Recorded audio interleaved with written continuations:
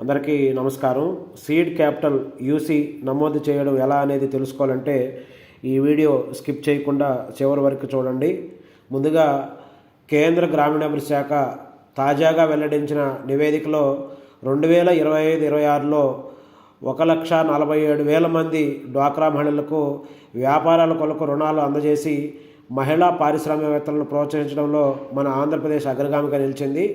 అలాగే ప్రధానమంత్రి సూక్ష్మ ఆహార శుద్ధి పరిశ్రమల క్రమబద్ధీకరణ పిఎంఎఫ్ఎంఈ పథకాన్ని వినియోగించుకోవడంలోనూ ఆంధ్రప్రదేశ్ తొలి స్థానం ఆక్రమించింది. దేశ స్థాయిలో మన రాష్ట్రం మొదటి స్థానంలో నిలవడం మన రాష్ట్ర ప్రభుత్వానికి అలాగే సెర్ప్ సంస్థకు గర్వకారణం. ఇందుకొరకు మన సెర్ప్ సిఇఓ మేడం గారి ఆధ్వర్యంలో ఈ కార్యక్రమాలు అందుకున్న మహిళలకు అమలుకు కృషి చేసిన రాష్ట్ర స్థాయి, జిల్లా స్థాయి, మండల స్థాయి మరియు గ్రామ స్థాయి సిబ్బంది అందరికీ ప్రత్యేక అభినందనలు. ఈ ఎన్ఆర్ఎల్ఎం పిఎంఎఫ్ఎంఈ సీడ్ క్యాపిటల్ మన రాష్ట్రంలో 45,000 మందికి పైగా దరఖాస్తు చేసుకోగా ఇప్పటికే 35,934 మంది మంజూరు చేసి ఆ మొత్తాలని స్త్రీనిధిలో డిపాజిట్ చేసి అక్కడి నుండి మహిళలకు వారి ఆహారోత్పత్తి వ్యాపారాల కొరకు రుణాలు రూపంలో అందజేయడం జరిగింది. వీరికి సంబంధించిన నిధులు వినియోగ ధృవీకరణ ప్రతి మండలంలో ఏపీఎంఎస్ఎస్లోను మరియు ఎన్ఆర్ఎల్ఎం పోర్టల్లోనూ నమోదు చేయాలి. దీనికి సభ్యురాలు నిధి వినియోగ వివరాలు, యూనిట్ ఫోటో, సభ్యురాలు ఉద్యమం ఆధారు నెంబరు, అలాగే ఎఫ్ఎస్ఎస్ఐఏ సర్టిఫికేటు సిద్ధంగా ఉంచుకొని ఏపీఎం లాగిన్లో నమోదు చేయాలి. ఈ యూసీలు నమోదు చేయడానికి స్టెప్ బై స్టెప్ ఏ విధంగా అనేది కూడా ఈ వీడియోలో వివరించడం జరుగుతుంది. ఏపీఎం గారు, సీసీ గారు, వివోఏ గారు ప్రత్యేక శ్రద్ధ వహించి సిఆర్పీల సహకారం తీసుకొని నమోదు చేయాలి. సో దీనికి సంబంధించినటువంటి పేపర్ క్లిప్పింగ్ కూడా మీరు చూడవచ్చు. అలాగే ఇది చేయడానికి ఉద్యమ ఆధారు, అలాగే ఎఫ్ఎస్ఎస్ఏఐ సర్టిఫికేటు, అలాగే మీరు ఏ యూనిట్లు అయితే గ్రౌండ్ చేశారో ఆ యూనిట్కి సంబంధించినటువంటి హైజీనిక్గా క్లియర్గా ప్యాకింగ్, ప్రాసెసింగ్ అంతా వచ్చేటట్టు ఈ వీడియోలో తెలిపిన ప్రకారం సంబంధిత సభ్యులకు సంబంధించిన ఫోటోలన్నీ సిద్ధం చేసుకొని ఇప్పుడు చూపించే విధంగా వీసీలు నమోదు చేయాలి. గూగుల్ క్రోమ్ ఓపెన్ చేసుకొని nrlm.gov.in నమోదు చేస్తే స్క్రీన్ ఈ విధంగా ఓపెన్ అవుతుంది. ఇందులో రైట్ సైడ్ కార్నర్లో లాగిన్ పైన క్లిక్ చేసినట్లయితే డే ఎన్ఆర్ఎల్ఎం లాగిన్ అని చెప్పేసి ఈ విధంగా యూజర్ నేమ్, పాస్వర్డ్ ఎంటర్ చేయమని స్క్రీన్ ఓపెన్ అవుతుంది. సో ప్రతి ఏపీఎం గారికి కూడా యూజర్ నేమ్, పాస్వర్డ్స్ తెలుసు కాబట్టి మీ స్క్రీన్ ఓపెన్ చేసుకొని యూజర్ నేమ్, పాస్వర్డ్ ఎంటర్ చేసిన తర్వాత కింద క్యాప్చ్ కోడ్ అడుగుతుంది. క్యాప్చ్ కోడ్ని ఎంటర్ చేసి డౌన్లో ఉన్నటువంటి సైన్ ఇన్ పైన క్లిక్ చేసినట్లయితే మనకు ఈ విధంగా స్క్రీన్ ఓపెన్ అవుతుంది. ఇందులో వాంట్ టు వర్క్స్ యాజ్ దగ్గర సెలెక్ట్ రోల్ పైన క్లిక్ చేస్తే బ్లాక్ కనిపిస్తుంది. సెలెక్ట్ చేసుకొని సబ్మిట్ చేసినట్లయితే మనకు ఎన్ఆర్ఎల్ఎం ఏపీఎం గారి లాగిన్ పూర్తి స్థాయిలో అన్ని ఫీల్డ్స్ ఓపెన్ అవుతాయి. సో ఇక్కడ ఒక్కసారి గమనిస్తే మనం లెఫ్ట్ సైడు ఎన్ఆర్ఎల్ఎం లాగిన్లో ఏపీఎం గారు చేయాల్సినటువంటి కార్యక్రమాలు అన్నిటికి సంబంధించిన వివరాలు ఇక్కడ డిస్ప్లే అవుతూ ఉంటాయి. ఇప్పుడు మనం ఫుడ్ ప్రాసెసింగ్ యూనిట్కి సంబంధించినటువంటి సీడ్ క్యాపిటల్కి సంబంధించినటువంటి యూసీలు నమోదు చేయాలి కాబట్టి ఇక్కడ ఫుడ్ ప్రాసెసింగ్ మైక్రో ఎంటర్ప్రైజెస్ పైన క్లిక్ చేసినట్లయితే ఇందులో 4 ఆప్షన్స్ ఉంటాయి. చివరిలో ఈఎన్టీపీ యూటిలైజేషన్ యూసీ కాబట్టి ఈఎన్టీపీ యూటిలైజేషన్ పైన క్లిక్ చేసినట్లయితే ఈ విధంగా మనకు స్క్రీన్ యూసీలు నమోదు చేయడానికి స్క్రీన్ ఓపెన్ అవుతుంది. సో ఇక్కడ మనం ఒక్కసారి ప్రతి ఒక్కరు కూడా మీ మండలంలో ఎంతమందికి అయితే సీడ్ క్యాపిటల్ ఇచ్చారో వాళ్ళ నేమ్స్ ఈ విధంగా పేజ్ వారీగా ఎంతమంది ఉంటే 10 మెంబర్స్ కనిపిస్తుంది. ఒకేసారి కూడా ఇక్కడ పైన మీరు మల్టిపుల్గా 100 వరకు కూడా ఓపెన్ చేసుకోవచ్చు. వాళ్ళకి సంబంధించి వివో వారీగా మెంబర్స్ డేటా, వాళ్ళ ఎంటర్ప్రైజ్ ఐడి నెంబర్తో సహా మీరు ఉంటే మీ దగ్గర ఎవరిదైతే మీరు ఇప్పుడు రెడీగా డేటా ఉందో ఆ మెంబర్ తాలూకా సంబంధించినటువంటి పేరు ఎదురుగా ఎంటర్ అండ్ ఎడిట్ అని ఉంటుంది. సో ఎంటర్ ఎడిట్ పైన క్లిక్ చేస్తే ఈ విధంగా స్క్రీన్ కనిపిస్తుంది. సో ఇప్పుడు వాళ్ళకి మనం date of capital seed capital received అనే దగ్గర వాళ్ళకి ఎప్పుడైతే సీడ్ క్యాపిటల్ ఇచ్చామో ఆ డేట్ నమోదు చేయాలి. సో ఆ డేట్ మనం ఇక్కడ నమోదు చేసిన తర్వాత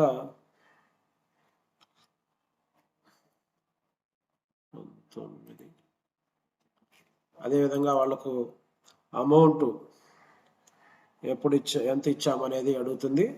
సో అమౌంట్ నమోదు చేయాలి. అలాగే seed capital received from SHG నుంచా, వివో నుంచా, సిఎల్ఎఫ్ నుంచా, డిస్ట్రిక్ట్ నుంచా, స్టేట్ నుంచా అనేది అడుగుతుంది. సో ఆ మెంబర్కి మనకి ఎస్హెచ్జి నుంచి వెళ్ళింది కాబట్టి ఎస్హెచ్జి సెలెక్ట్ చేసుకోవాలి.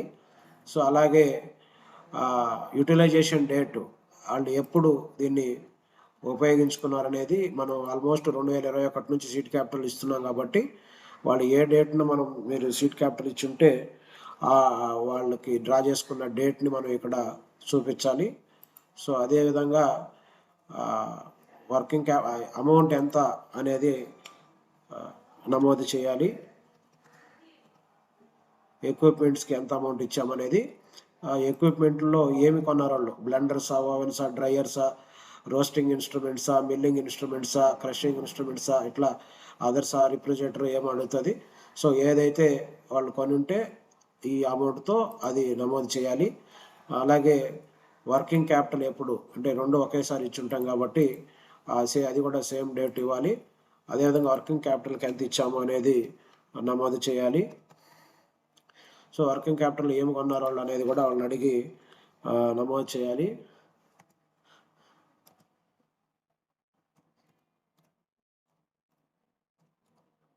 సో నమోదు చేసిన తర్వాత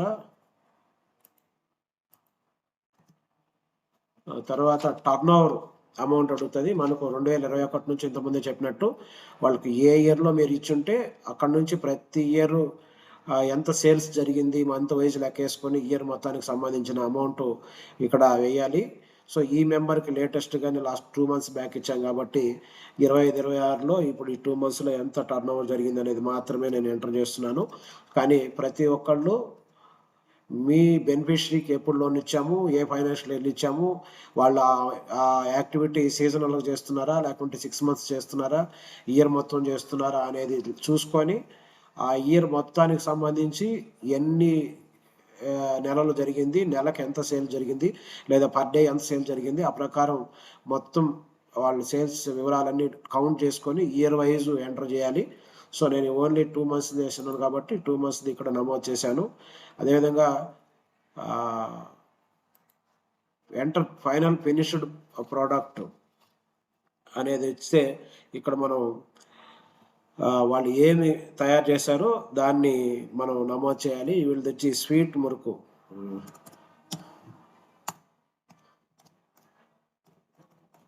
సో అది దానికి సంబంధించిన ఫోటో అప్లోడ్ చేయాలి. సో ఎవరిదైతే నమోదు చేస్తున్నామో ఆ నమోదు చేసిన అమౌంట్ని మనం సంబంధించిన యూనిట్ ఫోటో రెడీగా ముందే డెస్క్టాప్ మీద పెట్టుకో ఉండాలి. సో ఆ యూనిట్కి సంబంధించిన ఫోటో ఇక్కడ అప్లోడ్ చేయాలి. అలాగే ఈ అమౌంట్ లోన్ ఇచ్చిన డేట్లంతా కూడా మనం శ్రీనిధిలో చూసుకొని వేయాల్సి ఉంటుంది. Is the finished product packaged అంటే కంపల్సరీ మనం ప్యాకేజ్ చేయించాలి కాబట్టి ఆల్రెడీ ప్యాకేజ్ చేసిన యూనిటే ఉంటుంది. నో ఎవరు పెట్టకుండా ఎస్ పెట్టాలి. అదేవిధంగా ఈజ్ బెనిఫిషరీ ట్రైన్డ్ అండర్ పిఎంఎఫ్ఎంఏ అంటే మనం 90% మెంబర్స్కి ఆల్రెడీ ట్రైనింగ్ ఇచ్చాము. ఈ మెంబర్కి లాస్ట్ మేలోనే ఇచ్చాము కాబట్టి ఈమెకి నో పెడుతున్నాను. మనకు ఎక్కువ మంది ఎస్ఏ వస్తారు. సో ట్రైనింగ్ అయిన వాళ్ళందరూ కూడా ఎస్ పెట్టాలి. Is entrepreneur upgrade hire unit అంటే వాళ్ళు ఇంట్రెస్టెడ్ అయితే ఎస్ పెట్టాలి, నాట్ ఇంట్రెస్టెడ్ అయితే నో పెట్టాలి. ఒకవేళ ఎస్ పెడితే is entrepreneur interested bank loan అనేది కూడా అడుగుతుంది, అక్కడ ఎస్ఆర్ నో పెట్టాలి. సో నో పెట్టేస్తే ఆటోమేటిక్గా అక్కడ ఏమీ డిస్ప్లే కాదు. అలాగే ఉద్యమ్ ఆధార్ అసిస్టెంట్ అవైలబుల్ అంటే కంపల్సరీగా ఉద్యమ ఆధార్ ప్రతి ఒక్కళ్ళకు కూడా చేయాలి. అది జస్ట్ 10 to 15 minutesలో ఉద్యమ ఆధార్ జనరేట్ చేయొచ్చు. సో ఆ ఉద్యమ ఆధార్ ఎస్ పెట్టి వాళ్ళకు సంబంధించినటువంటి ఉద్యమ ఆధార్ రిజిస్ట్రేషన్ నెంబర్ని మనం నమోదు చేయాలి. ఓన్లీ ఇక్కడ నంబర్ మాత్రం వేయాలి. సో నంబరు నమోదు చేస్తూ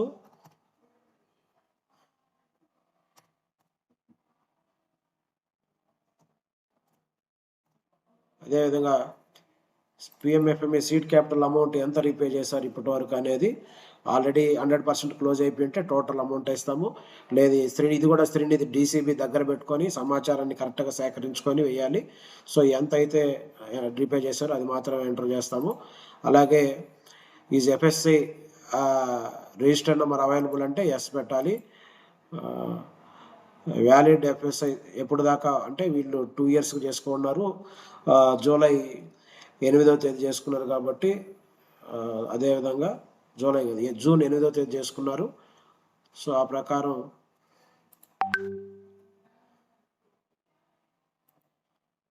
నెక్స్ట్ ఎప్పటికే అనేది 2028 జూన్ 8వ తేదీ మళ్ళీ రెన్యువల్ చేసుకోవాలి.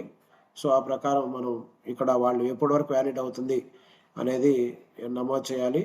తర్వాత అప్లోడ్ ఎఫ్ఎస్ఐ సర్టిఫికేట్, ఇది కూడా ముందే మనం రెడీగా ఎంటర్ చేయబోయే ముందు సర్టిఫికేట్ డెస్క్టాప్ మీద పెట్టుకొని ఇక్కడ సెలెక్ట్ చేసుకోవాలి.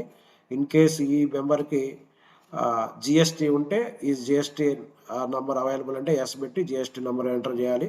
సో జిఎస్టీ లేకుండా ఉంటే నో పెట్టేస్తాము.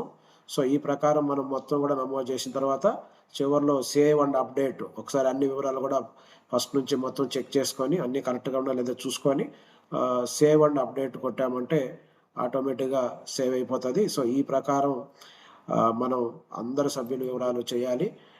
సో ఇది ఏమాత్రం కూడా ఎక్కువ టైం తీసుకోదు. మన దగ్గర ఎఫ్ఎస్ఎస్ఐ సర్టిఫికేటు, ఉద్యమాదారు, యూనిట్ ఫోటో, అలాగే స్త్రీనిధికి సంబంధించినటువంటి ఆ మెంబర్కి ఎప్పుడు పడింది, ఇప్పటివరకు ఎంత రికవరీ అయింది, ఈ వివరాలన్నీ కూడా ఉన్నట్లయితే ఫాస్ట్గా చేసేయచ్చు. సో ఈ ప్రకారం ప్రతి ఒక్కరు కూడా చేసుకోవడానికి ఈ వీడియోని ఉపయోగించుకుంటారని తెలియజేసుకుంటూ థ్యాంక్ యూ.